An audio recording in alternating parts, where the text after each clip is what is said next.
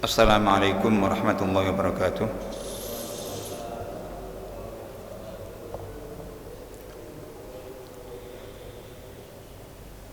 Alhamdulillah rabbil alamin. Wassalatu wassalamu ala sayyidina Muhammadin sayyidil mursalin wa ala alihi wa ashabihi wa ansarihi wa atba'ihi bi ihsan yaumiddin. Allahumma ya Rabbana lakal hamdu wa lakal syukru kama yanbaghi li jalali wajhika 'ala sultanik. Allahumma la nuhsi thana'an 'alaika anta kama athnayta 'ala nafsik. Allahumma ati nufusana taqwaha wa zakkiha anta khairu man zakkaha anta waliyuha mawlaha. Allahumma ma amsa bina min ni'matin aw bi hadin min khalqik faminka wahdaka la syarika lak. Falakal hamdu wa lakal syukur walhamdulillahi rabbil alamin. Para jamaah salat maghrib yang semoga senantiasa dirahmati Allah SWT, alhamdulillah kita bersyukur kepada Allah atas limpahan karunia nikmat dan rahmat yang senantiasa kita terima, dan salah satu kenikmatan teristimewa yang wajib kita syukuri itu adalah dimudahkannya kita untuk bisa menunaikan ibadah salat maghrib berikut salat sunnahnya pada saat ini. Semoga Allah Ta'ala senantiasa melindungi kita, merahmati kita, dan menerima amal ibadah kita. Amin ya rabbal alamin. Baik, kita melanjutkan kajian kita tentang hadis dari kitab Ma'alimus Sunnah An-Nabawiyah. Kita baca hadis dari bab kedua, bab al-ikhlas wa niyah, bab tentang keikhlasan dan niat. Di dalam bab ini ada beberapa hadis tentang niat dan ikhlas itu, tapi kita akan batasi pada hadis pertama saja. Kita singgung mungkin 1-2 hadis yang lainnya tentang tema ini. Hadis yang akan kita baca ini hadis yang sudah sangat umum, sangat familiar. Hadis tentang niat ini yang juga kita temui merupakan hadis pertama dari himpunan hadis Arba'in Nawawiyah, juga merupakan hadis pertama dari kitab Riyadhus Shalihin, dan juga banyak kitab yang lainnya. Baik, karena waktu kita terbatas, kita langsung baca hadisnya. Bismillahirrahmanirrahim. An Umar bin Al-Khattab radhiyallahu anhu qala, dari Umar bin Khattab radhiyallahu anhu, beliau berkata, sami'tu an-nabiyya sallallahu alaihi wasallam yaqul, aku mendengar Nabi sallallahu alaihi wasallam bersabda, ya ayyuhan nas, innamal a'malu binniyah wa innamal limri'in ma nawa, faman kanat hijratuhu ila Allah wa rasulih fahijratuhu ila Allah wa rasulih, wa man hajara ila dunya yusibuha aw imra'atin yatazawwajuha fa hijratuhu ila ma hajara ilaih. Muttafaqun alaih. Wa fi riwayat al-Bukhari, dalam sebuah riwayat di dalam Sahih al-Bukhari, redaksinya itu yang ini yang lebih umum, yang ini yang dimuat oleh Imam Nawawi dalam Arba'in Nawawiyah maupun juga di dalam Riyadhus Shalihin, yaitu innamal a'malu binniyat wa innamal likulli imri'in ma nawa, dan seterusnya. Arti hadis ini, wahai sekalian manusia, maksudnya wahai kaum muslimin, sesungguhnya amal itu dengan niat. Amal itu harus dengan niat. Arti kedua, amal itu tergantung niatnya. Dan sesungguhnya setiap orang akan mendapatkan sesuatu dari setiap amalnya. Jadi ada hasil dari hadis ini. Kita bisa menangkap bahwa setiap amal yang dilakukan oleh seseorang, amal apapun itu ada hasilnya, ada buah yang bisa didapat oleh pengamalnya atau pelakunya. Tinggal bentuk hasil itu apa, bentuk buahnya itu apa, itu salah satu faktor penentu utamanya adalah niatnya. Bahwa setiap orang akan mendapatkan sesuatu hasil dari setiap amalnya itu sesuai dengan apa yang dia niatkan. Terus di sini disebutkan contoh amal yang harus dengan niat, dan bagaimana amal itu nilainya dan seterusnya tergantung niatnya. Itu yang dicontohkan bukan salat, bukan puasa, bukan zakat, bukan tilawah Al-Quran, bukan doa, dan bukan amal-amal ritual yang lainnya, tapi hijrah. Itu contoh amal untuk menegaskan bahwa maksud dari bahwa amal itu tergantung niat itu meliputi amal apapun, tidak hanya tertuju kepada amal ibadah ritual spiritual seperti salat, zikir, doa, puasa dan lain-lain.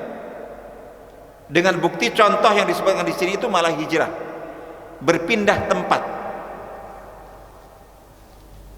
Dikatakan di sini barang siapa yang hijrahnya itu dengan niat hijrah kepada Allah dan Rasulnya, maksudnya hijrah karena Allah dan Rasulnya, dalam rangka mencari ridha Allah dan mengikuti sunnah Rasulnya, fahijratu ila Allah wa rasuli, maka berarti hijrah, nilai hijrahnya itu adalah hijrah kepada Allah dan Rasulnya.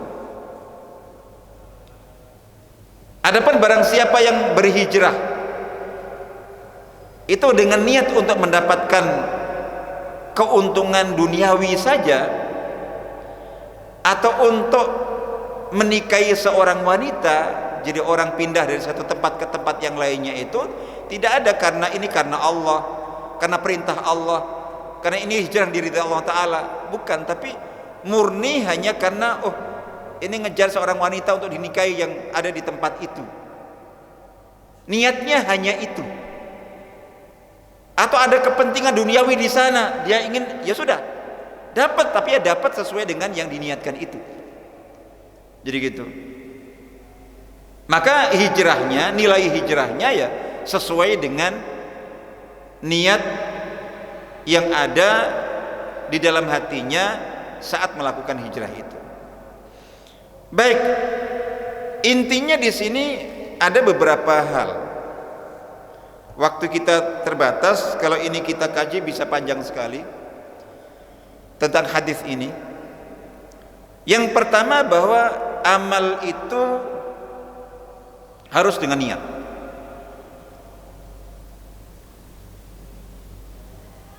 Yang kedua, bahwa amal itu tergantung niat. Yang ketiga, bahwa apa yang didapat seseorang dari buah amalnya itu tergantung niatnya.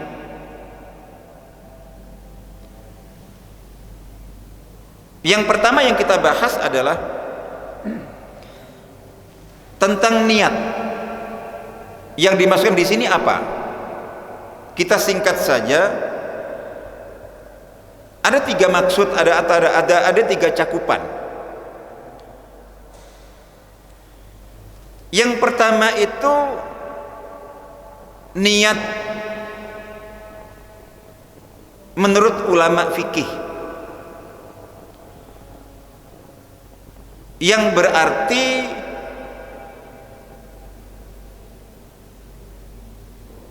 menyengaja atau kesadaran seseorang saat mau melakukan satu amal ibadah tertentu, ini arahnya rata-rata tertuju kepada amal ibadah ritual seperti salat, puasa, zakat, dan seterusnya.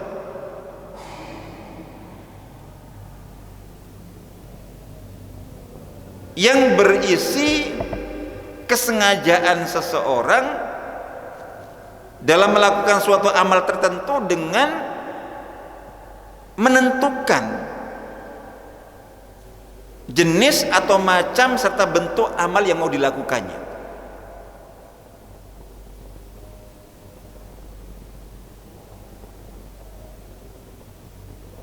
Jadi niat di situ ya. Jadi menyengaja seseorang misalnya masuk, atau ada yang mungkin barangkali sekarang sholat di masjid ini di waktu seperti sekarang, sholat 2 rakaat. Sholat 2 rakaat itu kalau orang yang baru masuk bisa tahiyatul masjid, ya, atau mungkin ba'diyah, dia baru sholat maghrib terus dia sholat ba'diyah maghrib, sholat rawatib sesudah maghrib. Mungkin dia sholat hajat, mungkin dia sholat tobat, mungkin dia sholat mutlak. Sholat mutlak itu ya sholat umum. Seseorang yang misalnya setelah sholat maghrib terus niat iktikaf atau pokoknya tinggal di masjid, tidak mau pulang, nunggu sampai isya, terus ngisi waktunya, bisa dengan tilawah, bisa dengan zikir, bisa dengan baca kitab barangkali gitu, atau ngisi kajian, apa itu, dengarkan kajian seperti sekarang ini, atau bisa dia ingin sholat. Itu bisa seseorang dari maghrib setelah sholat ba'diyah sambil nunggu dia mau sholat. Sholat apa? Nggak ada sholat khusus, sholat mutlak namanya. 2 rakaat selesai, berdiri lagi 2 rakaat, salam sampai azan bisa. Nah, sholat seseorang 2 rakaat di waktu seperti sekarang ini itu bisa bermacam-macam.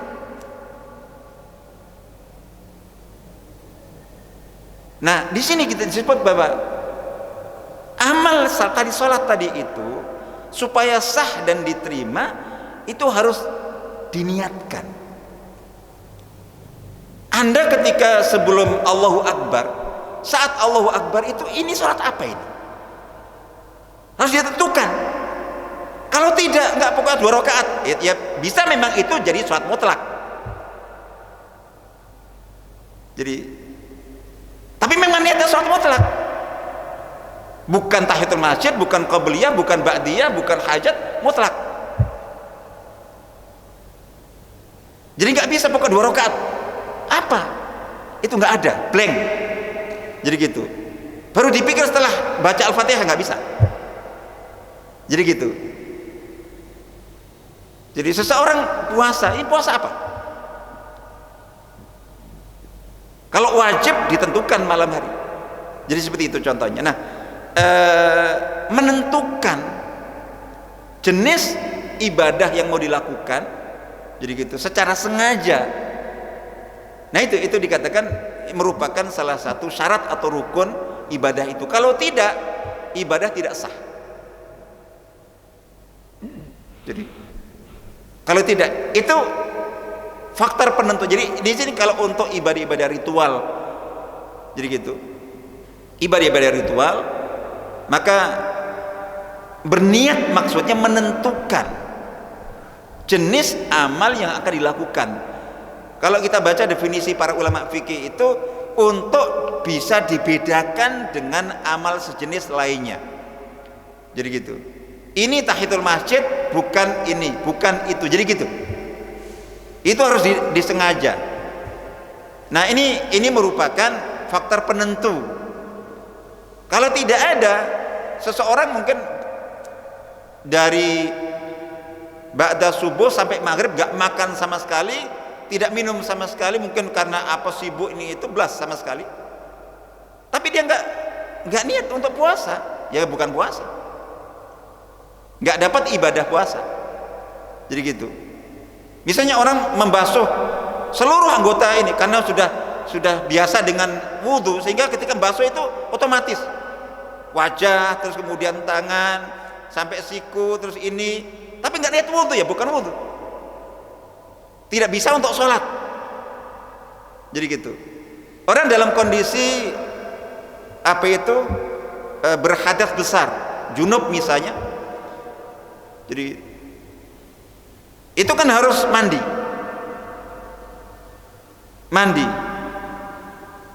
mandinya pokoknya semua anggota tubuh dibasahi. Tapi kalau untuk ini ibadah, ini mandi ibadah, harus niat memang untuk membersihkan dirinya dari kondisi hadas itu. Jadi gitu. Kalau tanpa itu nggak sah. Jadi seseorang mandi jebur semuanya, itu nggak ada. Pokoknya yang contohnya seseorang dalam kondisi junub, jadi tiba-tiba diajak kawannya untuk renang, belum mandi, ya sudah renang, niatnya renang sampai 2 jam bareng, nyelam berkali-kali terus segala macam itu. Setelah itu kemudian sabunan membasuh semuanya, bersih sebersih-bersihnya. Tapi dia lupa kalau dia dalam keadaan junub, sehingga nggak niat. Dia mandi itu hanya untuk renang itu. Setelah mengeringkan badan dengan anduk, baru ingat, loh, kan tadi saya junub, apa sudah cukup? Enggak. Kalau untuk prakteknya sudah, tapi yang kurang niatnya, nggak sah, harus mandi lagi. Jadi seperti itu. Nah itu niat yang menurut ulama fikih sebagai syarat atau rukun ibadah, menentukan sah tidaknya ibadah. Nah ini tertuju kepada ibadah-ibadah ritual, spiritual. Itu yang pertama. Yang kedua, yang lebih penting lagi itu adalah niat dengan arti ikhlas.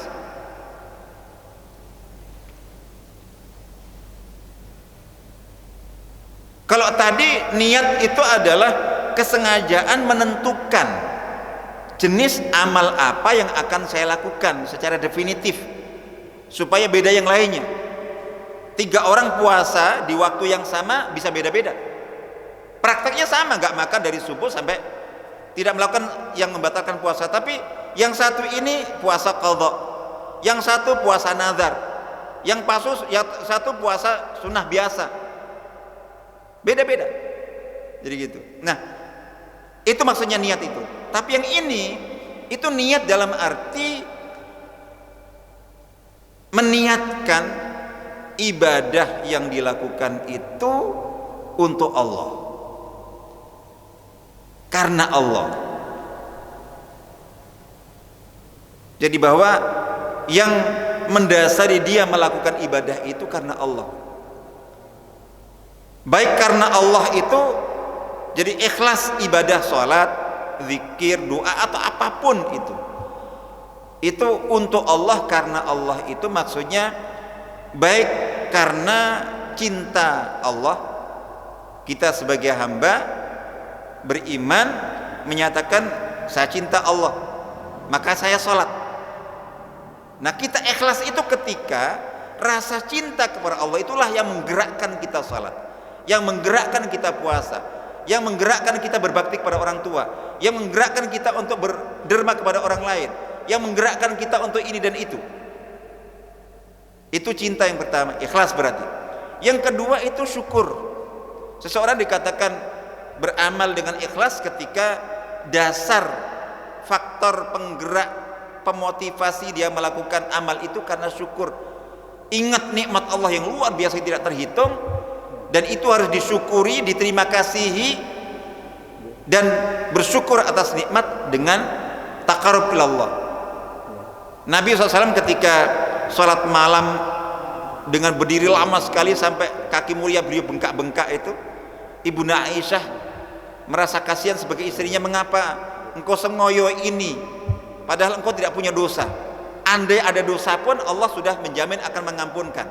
Terus untuk apa ibadah seperti ini? Beliau menjawab, afala uhibbu an akuna abdan syakura. Apakah tidak sepatutnya aku menjadi hamba yang bersyukur? Jadi beliau melakukan itu untuk syukur kepada Allah Ta'ala. Kita sholat, kita puasa, kita melakukan berbagai amal ibadah itu karena dorongan syukur, ikhlas. Yang ketiga adalah karena semangat menghamba, semangat patuh taat. Karena kita hamba Allah, maka harus kita buktikan dengan sikap menghamba. Jadi gitu, melakukan ibadah, patuh taat kepada Allah Ta'ala. Karena sami'na wa ata'na. Karena tiap hari kita mengatakan iyyaka na'budu wa iyyaka nasta'in. Mana buktinya? Hanya ucapan? Jadi gitu. Nah itu ikhlas. Ketika kita melakukan ibadah, itu yang kita ingat ya karena ini perintah Allah dan saya harus mematuhinya sebagai hamba Allah. Jadi gitu. Itu berarti ikhlas. Yang kelima adalah, yang keempat, landasan dan dasar ikhlas itu dalam beramal, ketika seseorang beramal ibadah dengan motivasi, dengan landasan sikap roja. Roja itu berharap. Ada yang diharap dari Allah. Berharap apa? Berharap ridhonya, berharap pahala darinya, berharap masuk surganya, atau berharap mendapatkan rahmat Allah, baik rahmat di akhirat atau rahmat di dunia, supaya kita dilindungi dari berbagai mara bahaya. Bagi yang sakit supaya sembuh, maka dia sholat, maka dia puasa, maka dia zikir, maka dia sedekah. Itu ikhlas. Selama harapan ditujukan kepada Allah, yang diharapkan syar'i dan sarana yang dilakukan untuk membuktikan harapannya itu syar'i, maka itu ikhlas. Yang kelima adalah seseorang dikatakan ikhlas dalam amalnya, dan ini yang menentukan hasil dari amal itu adalah ketika faktor pendorong dia untuk melakukan amal ibadah tertentu itu adalah karena rasa takut, khauf. Jadi ikhlas karena Allah itu karena takut kepada Allah, takut siksa, takut azab, takut ancaman, takut Allah murka. Jadi gitu, takut segala macam yang buruk-buruk yang mungkin Allah timpakan kepada kita. Itu berarti ikhlas. Nah, ini niat yang secara praktek lebih berat.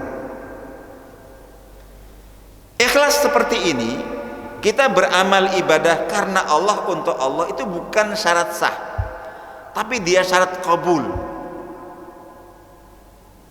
Secara fikih, orang sholat riya ingin dipuji sah secara fikih,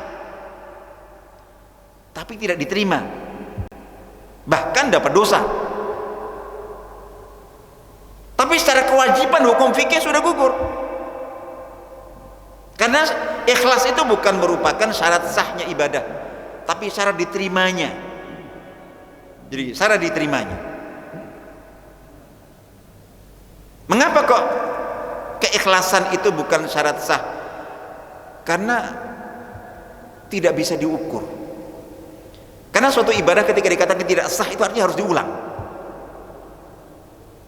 Jadi ada seseorang pada zaman Nabi dulu itu sholat, dilihat Nabi, jadi ada rukun yang kurang atau syarat yang kurang. Jadi setelah salam itu Nabi mengatakan sholli fa innaka lam tusalli. Sholat lagi karena tadi kamu belum sholat. Artinya sholatmu tadi itu enggak sah. Diulang yang kedua. Setelah salam Nabi mengatakan lagi sholli fa innaka lam tusalli. Sholat lagi.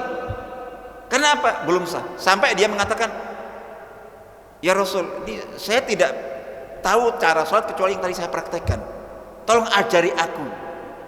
Baru diajari secara benar. Nah itu tadi. Kalau suatu sholat dihukumi tidak sah, artinya harus diulang.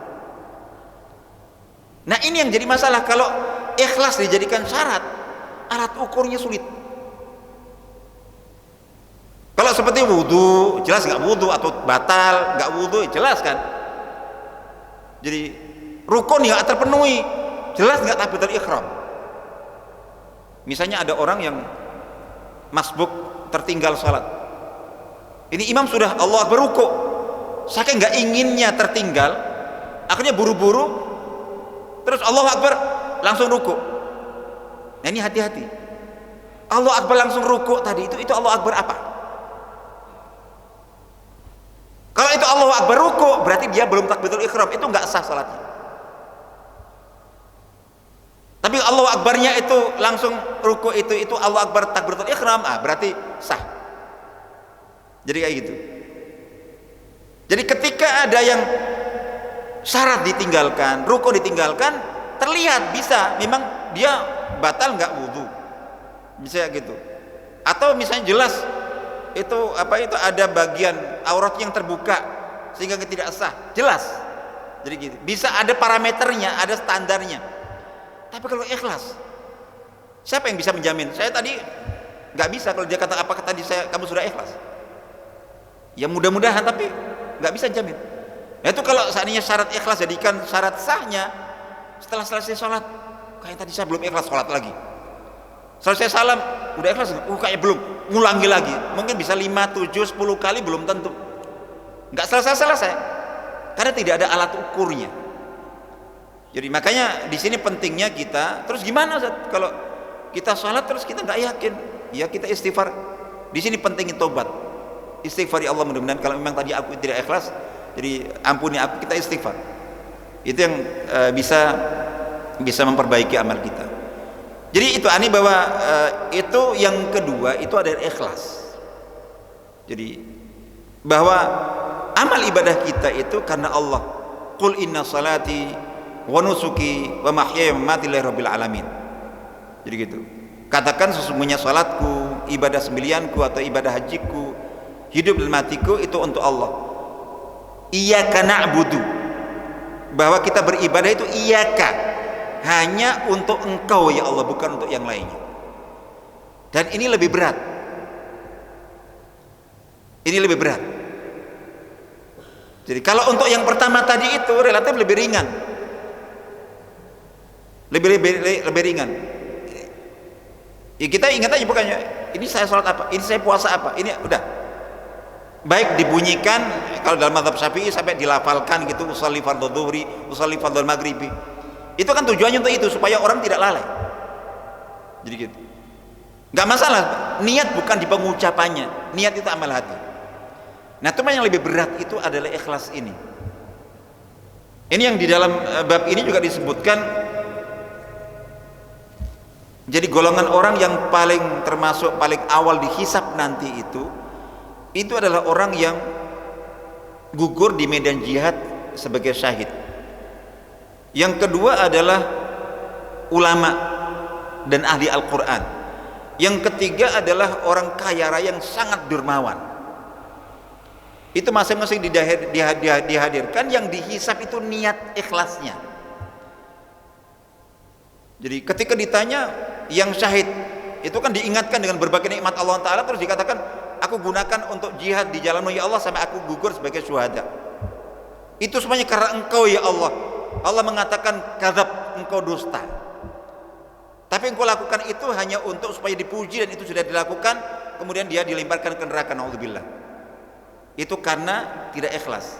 Yang kedua ulama, ahli Al-Quran, ditanya untuk apa semuanya itu? Jadi untuk Engkau ya Allah, karena Engkau ya Allah. Tapi Allah Maha Tahu, dikatakan bahwa tidak, kamu dusta. Jadi kamu menjadi ulama supaya dikatakan ulama hebat. Kamu ahli Al-Quran untuk dikatakan ini ahli paling ahli Al-Quran. Terus kemudian dia dilemparkan ke neraka. Yang ketiga adalah orang kaya raya dermawan. Juga begitu, diingatkan nikmatnya dan ditanya untuk apa itu semuanya? Untuk Engkau, tapi karena hakikatnya bukan, Allah Maha Tahu. Nah, ini yang memang perlu mujahadah yang sangat kuat. Kemudian yang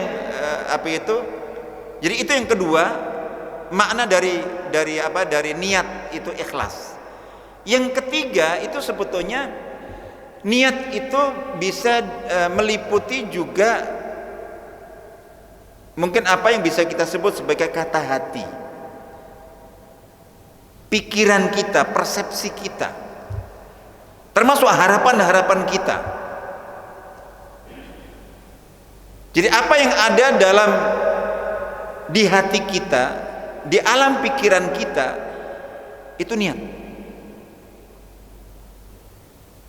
Jadi itu menentukan hasil dari suatu amal usaha.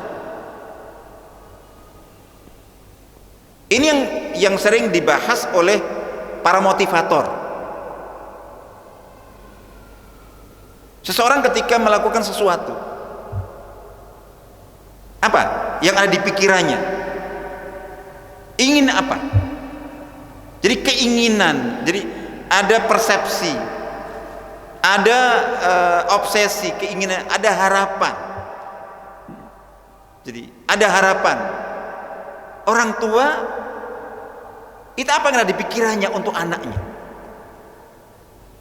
itu menentukan hasil. Jadi gitu. Makanya mengapa orang tua itu tidak boleh negative thinking, apalagi sampai terlontar dalam ucapan doa buruk untuk anaknya. Itu mustajab. Jadi bagaimana pikiran kita tentang sesuatu, itu betul. Seseorang yang melakukan sesuatu terus yakin bahwa insya Allah sukses, insya Allah berhasil, itu berhasil. Tapi ketika orang pesimis gitu, itu begitu. Nah, ini itu yang menentukan hasil, menentukan buah. Jadi persepsi kita, pikiran kita, harapan-harapan kita, obsesi-obsesi kita. Jadi itu semuanya menentukan hasil. Nah, di sini kan dikatakan bahwa amal ditentukan niatnya. Yang ditentukan apa? Kita sebutkan secara singkat. Yang pertama, khusus untuk amal ibadah ritual, yang ditentukan itu sah tidaknya. Dengan niat sah, tidak niat tidak sah. Seperti yang tadi kita sebutkan. Yang kedua itu adalah diterima tidaknya sebagai amal saleh di sisi Allah Ta'ala. Nah, ini di samping niat menurut ulama fikih tadi itu, yang kedua utamanya adalah niat ikhlas. Karena tidak semua amal ibadah yang sah itu otomatis diterima, tapi setiap amal yang diterima pasti sah, begitu. Nah, yang ketiga yang ditentukan itu adalah nilainya. Kan amal diterima itu misalnya nilainya, peringkatnya, bobotnya. Suatu amal ibadah sama-sama diterima, tapi kualitasnya, peringkatnya beda-beda. Misalnya ada pahala kan, sholat, sama-sama sholat kita diterima, sholat Imam Nawawi diterima, sholat Imam Syafi'i diterima, sholatnya Sayyidina Abu Bakar diterima, sholatnya Nabi diterima, tapi kadar penerimaannya berbeda, kualitas dan tingkatnya berbeda. Kita ikhlas, Imam Syafi'i ikhlas, itu antara bumi dan langit, ibaratnya seperti itu. Nah, di situ ibaratnya pahalanya, kalau yang ini masya Allah karena luar biasa, jadi gitu. Itu ada yang standar rendah, sedang, tinggi, lebih tinggi lagi, paling tinggi. Jadi seperti itu. Dan itu menentukan balasan. Itu menentukan balasannya, baik balasan ukhrawi maupun juga balasan duniawi. Jadi yang ditentukan juga dari setiap amal kita itu hasil di dunia, dari sisi dampaknya, pengaruhnya. Baik pengaruh itu yang bersifat ini kasat mata, ataupun yang sifatnya maknawi. Salat kita ada dampak, memberikan ketenangan. Ibadah kita, kebaikan-kebaikan kita itu punya buah dan hasil, ada efek. Itu pasti, cuman Sejauh mana efek itu, pengaruh itu, kesolehan seseorang itu berdampak kepada kehidupan pribadinya, kehidupan keluarganya. Jadi gitu. Nah, tapi seberapa pengaruhnya, seberapa dampaknya, itu salah satu ditentukan oleh niatnya tadi itu. Khususnya dalam konteks pertama keikhlasan, yang kedua adalah tadi motivasi dalam dirinya. Jadi nilainya, insyaallah begitu. Nah, ini yang penting sekali untuk kita bangun. Jadi pertama, niat secara fikih tadi itu menyengaja sebuah amal tertentu secara definitif sudah kita pahami, tapi yang kedua ikhlas tadi itu. Ini mujahadah kita, perjuangan kita, dan rata-rata dalam hal niat itu perang kita dengan setan yang tidak akan pernah berhenti itu ya dalam bab ini. Dalam bab ini. Jadi yang paling mereka upayakan untuk mereka halangi itu adalah jangan sampai amal itu kalau bisa nggak beramal. Tapi kalaupun beramal, ya itu yang paling diusahakan supaya nggak ikhlas. Ada saja gangguannya. Nah, di sini kita berjuangnya seperti itu. Nah, secara umum itu yang tadi kita sebutkan. Artinya bahwa kalau niat kita artikan secara umum, kata hati, kata pikiran, apa yang ada di perasaan kita, persepsi kita, pikiran kita itu pertama adalah karena di situ ada harapan-harapan. Baik harapan untuk diri sendiri, harapan untuk ini. Jadi kalau seseorang pikirannya negatif, yang terjadi negatif juga. Dzan itu ada husnul dzan, ada su'udzan. Itu masuk dalam niat. Betapa banyak kita berdoa, tapi kita nggak yakin. Berarti kita nggak niat dikabulkan. Makanya dikatakan ud'ullah wa antum muqinuna bil ijabah. Berdoalah kepada Allah sementara kalian yakin akan dikabulkan. Jadi optimis. Orang doa ya Allah, paling juga nggak dikabulkan. Itu nggak niat berarti kan? Itu berarti nggak niat. Jadi makanya harus sungguh-sungguh dan dibuktikan dengan ikhtiar. Makanya kalau ada siswa mahasiswa doa ya Allah luluskan saya, ya Allah beri aku nilai terbaik, tapi nggak belajar, itu pasti nggak sungguh-sungguh. Berarti nggak niat sebetulnya. Dia hanya berkhayal. Kalau niat itu dia usaha serius. Orang minta rezeki, ya Allah beri aku rezeki, luaskan rezeki aku. Setelah ya Allah Allah marzuqni ya Razzaq, tapi terus tidur, nggak bergerak, nggak berusaha, nggak mungkin dia jujur dalam niatnya. Berarti nggak niat dia. Kalau orang niat betul, sering kan kita manusia saja begitu. Kalau kita ngelihat seseorang ngomong gitu kan, kita lihat ini kayaknya nggak niat orangnya. Dari gelagatnya itu gitu. Jadi ketika nggak sungguh-sungguh, nggak serius itu. Nah ini yang perlu kita bangun gitu. Jadi optimisme, positive thinking, keyakinan dan segala sesuatu. Makanya sering kita dengar bahwa luar biasa banyak keajaiban terjadi yang di luar, seolah di luar nalar. Itu kalau kita lihat itu dari kekuatan motivasi, kekuatan tekad, kekuatan keyakinan. Sehingga sesuatu yang bagi orang mungkin umumnya ini nggak mustahil, nggak ada yang mustahil. Nah itu tadi termasuk tadi walikulli imri'in ma nawa, termasuk hasil buah dan pengaruh dampak itu ada di sini. Makanya kita dalam konteks dakwah itu kita sering berpikir dari berbagai aktivis dakwah, dari para dai mubaligh itu kadang-kadang kita berpikir kok kayaknya apa ya, hasil outputnya itu nggak sesuai. Itu saya misalnya berpikir jangan-jangan memang faktor niat para pendakwahnya. Jadi doa yang tadi kita sebutkan itu, Allah menjanjikan ud'uni astajib lakum, pasti Allah mengabulkan. Ketika tidak, itu bukan pasti, bukan karena Allah menyalahi janjinya, nggak mungkin. Dulu saya kan sudah berdoa, ya berarti doa Anda yang bermasalah. Salah satunya tadi itu, Anda berdoa tapi sebenarnya nggak niat Anda yang dikabulkan. Buktinya kayak gitu, masa seperti ini orang niat. Jadi kesungguhan itu tidak tampak. Jadi insya Allah itu nih waktu kita kayaknya udah habis, kita cukupkan sampai sini. Allah masih ada.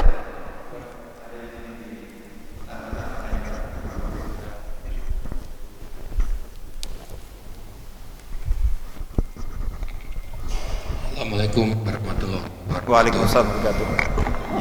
Saya ingin tanya sedikit saja berkaitan dengan niat tadi, Ustaz. Niat itu apakah harus dilafadzkan atau dinyatakan, Ustaz? Atau cukup dalam hati? Berkaitan dengan apa yang akan kita lakukan tentunya. Terima kasih. Ya, kalau dalam konteks umum ya, saya kira tergantung, tapi mungkin yang sering menjadi perdebatan itu adalah dalam ritual ibadah, seperti mulai dari ibadah wudhu, terus kemudian sholat, puasa, dan seterusnya. Sholat dengan usolli fardhul isya'i arba' raka'atin imaman ta'mamuna lillahi ta'ala misalnya itu, atau nawaitu shauma ghadin dan seterusnya, atau apalagi nawaitul hajjah, nawaitul umrah dan seterusnya. Itu apa perlu diucapkan? Itu yang menjadi perselisihan. Tapi kalau seorang mau kerja, saya mau kerja, ya silakan, mau diucapkan nggak diucapkan kan relatif longgar. Nah, untuk ini sebetulnya ini khilafiyah. Yang terpenting itu yang menjadi rukun atau syarat dari ibadah, sahnya ibadah tadi itu adalah niat. Itu adalah semua ulama sepakat an-niyatu amalul qalb, mahalluhal qalb. Semua ulama, termasuk ulama mazhab Syafi'i yang mensunnahkan melafalkan niat, itu tetap mengatakan yang menjadi rukun itu adalah niat, adalah ucapan hati, kerentak hati, kesengajaan di hati. Jadi gitu, saya mau sholat maghrib 3 rakaat, udah. Jadi gitu, itu yang ada di hati, itu maksudnya. Jadi yang ada di hati itu semua sepakat. Jadi gitu. Nah, adapun pengucapan ini sering kan masyarakat umum tidak paham. Jadi, Ustaz, gimana puasa saya sah nggak? Kenapa? Semalam saya tidak niat. Loh, kok tidak niat? Terus semalam apa nggak sahur? Sahur, Ustaz. Terus taraweh. Terus sahur untuk apa ya? Untuk puasa. Ini sahur bangun sengaja untuk puasa besok, tapi katanya belum niat. Itu udah niat, maksudnya belum nawaitu. Itu bukan niat, itu talafuz bin niyah. Dalam mazhab Syafi'i sendiri itu bukan wajib, itu sunnah. Jadi gitu. Jadi kayak gitu. Jadi insya Allah begitu. Jadi secara umum itu khilafiyah, longgar saja. Yang paling utama adalah ada di hati. Jadi gitu. Nah, dalam mazhab Syafi'i sendiri itu usolli, nawaitu itu tambahan. Jadi gitu. Jadi bagi mazhab Syafi'i lebih baik diucapkan. Seandainya tidak pun itu tetap sah. Selama memang betul-betul memang ini niat saya dalam hati saya adalah untuk sholat apa gitu, untuk puasa apa. Jadi insya Allah gitu. Dan itu ya apa itu bukan masalah yang prinsipil. Toh itu kan dalam konteks sholat atau apa itu kan sebelum kan. Jadi gitu, sebelum. Jadi seperti seseorang ngomong dengan bahasa Indonesia, saya akan sholat. Kalau sudah Allahu Akbar itu baru batal sholatnya. Tapi kalau sebelumnya bebas sebetulnya. Terus mau puasa, saya besok akan puasa. Kayak orang kadang-kadang gitu. Jadi saya besok mau ke Jakarta ngomong gitu aja, nggak masalah. Jadi kayak gitu, jadi longgar sebetulnya. Cuma tadi itu yang satu, karena tidak ada contoh khusus, maka ya sudah cukup di hati saja. Yang lainnya itu nggak tetap penting, karena ternyata ada orang-orang yang sholat itu setelah takbir baca iftitah, baca al-fatihah. Tadi saya niat apa ya? Nah itu kayaknya kasus itu. Gara-gara ada kondisi seperti itu, gitu, maka kemudian tadi supaya tidak sampai lupa perlu dibantu dengan pelafalan lisan, insyaallah gitu. Jadi kalau kita bicara hukum khilafiyah sifatnya, tapi ini khilafiyah ringan, tidak menentukan sah tidaknya apa itu ibadah. Jadi gitu. Cuman kalau yang apa itu yang berpendapat dilafalkan, jadi gitu, itu hukumnya maksimal sunnah, tidak wajib apalagi sampai rukun. Nah yang tidak ya sudah cukup dan kita, ya saya secara pribadi itu termasuk yang tanpa pelafalan, tapi sangat menghormati bagi yang mempraktekkan melafalkan niat. Insya Allah gitu. Jadi saya kira itu kita cukupkan. Mohon maaf waktunya sudah habis dan sudah lewat. Mudah-mudahan bermanfaat. Kita akhiri. Assalamualaikum warahmatullahi wabarakatuh.